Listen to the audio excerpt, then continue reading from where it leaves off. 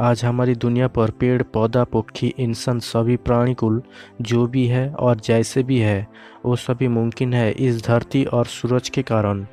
जिस कारण आज हम वास्तविक में मौजूद है उसके साथ हम खुद के मर्जी के अनुसार जी रहा है। लेकिन कब तक हम इस धरती पर वास्तविक में जीवित रहेंगे?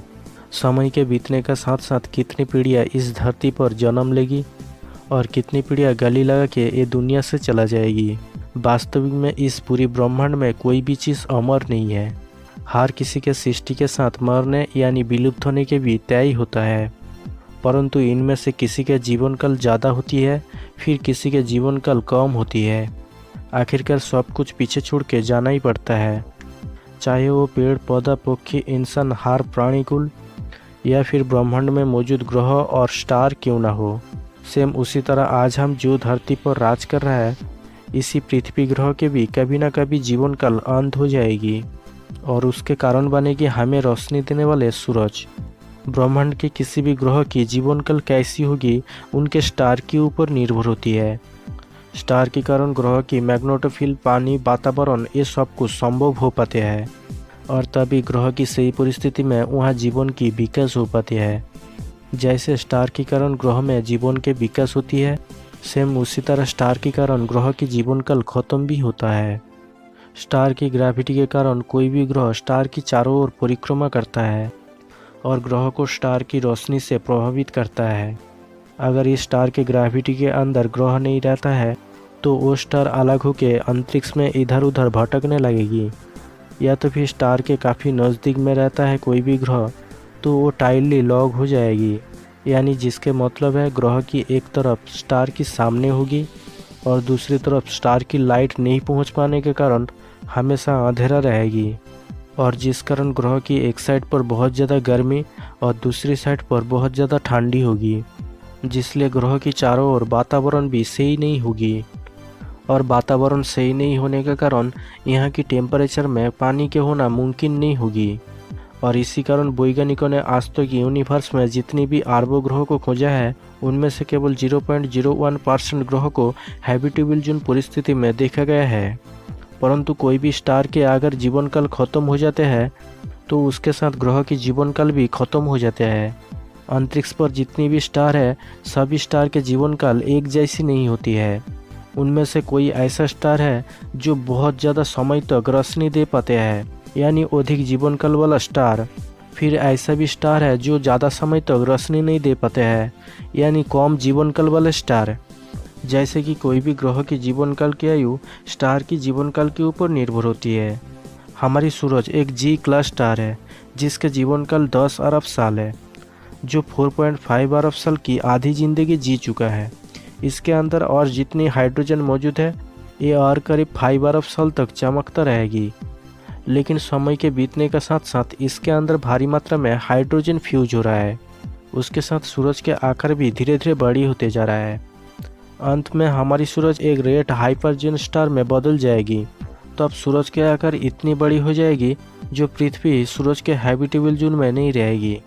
तब हैबिटेबल जोन पीछे की ओर खिसक जाएगी और पृथ्वी में जितनी भी पानी है वो सभी ज़्यादा टेम्परेचर के कारण सूख के खाली हो जाएगी, या फिर सूरज के अंदर पृथ्वी ग्रह समा जाएगी, यानी तो अब हमारी पृथ्वी जीवन के लायक नहीं रहेगी।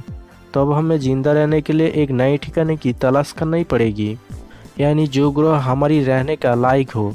हालांकि आज हम उन ग्रह पर आज की बनाया गया अंतरिक्ष यान द्वारा पहुंच नहीं पाएंगे, पर तब भी हमें ऐसी ग्रह की तलाश करना पड़ेगी जो हमारी पृथ्वी ग्रह से काफ़ी अच्छी हो।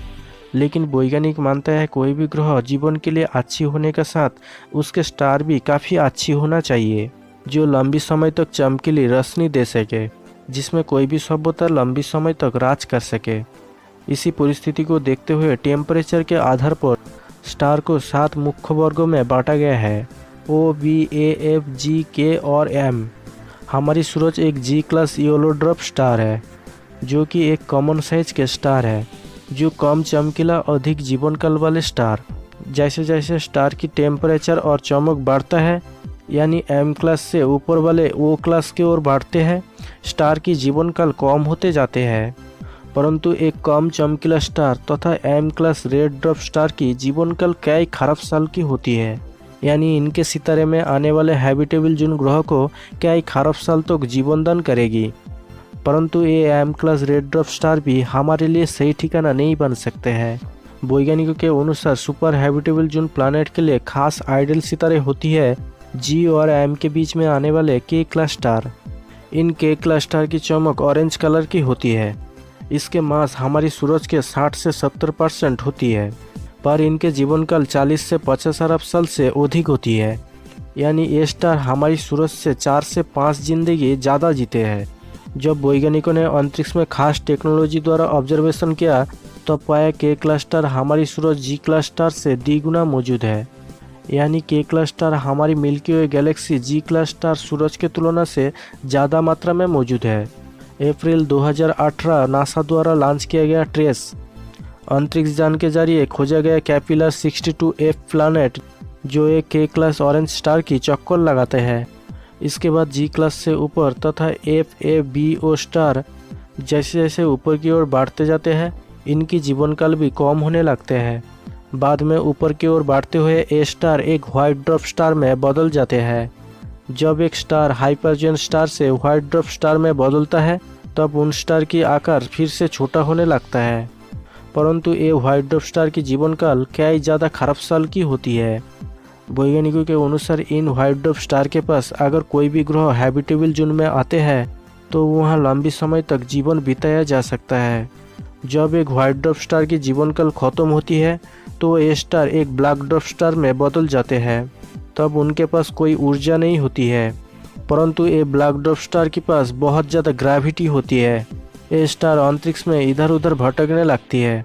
ऊर्जा नहीं होने का कारण अंतरिक्ष पर इन स्टारों को खोज पाना काफ़ी परेशानी होती है। वैज्ञानिकों ने आज तक हमारी पृथ्वी से बहुत ज़्यादा लाइट ईयर्स की दूरी पर जो एक्सोप्लैनेट को खोज पाते हैं वो है स्टार की लाइट के द्वारा। अब अगर टेलीस्कोप द्वारा लिया गया रियलिटी इमेज को देखेंगे तो आप समझ नहीं पाएंगे इस इमेज में स्टार और प्लैनेट कौन सी है और यहाँ कितनी स्टार और कितनी प्लैनेट मौजूद है।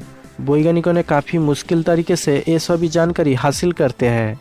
तो हमने उन सभी स्टार के बारे में बात किया जो लंबी समय तक यूनिवर्स पर जीते हैं और अंतिम काल में उन स्टार की क्या परिणाम होती है। तो दोस्तों अगर ये वीडियो आपको बाकी में पसंद आया हो तो लाइक दोस्तों के साथ शेयर कीजिए और चैनल को सब्सक्राइब करना ना भूलें, क्योंकि हम लाते हैं हर एपिसोड में साइंस और एजुकेशन रिलेटेड इंटरेस्टिंग फैक्ट। तो जय हिंद, आपके दोस्त शिव प्रसाद।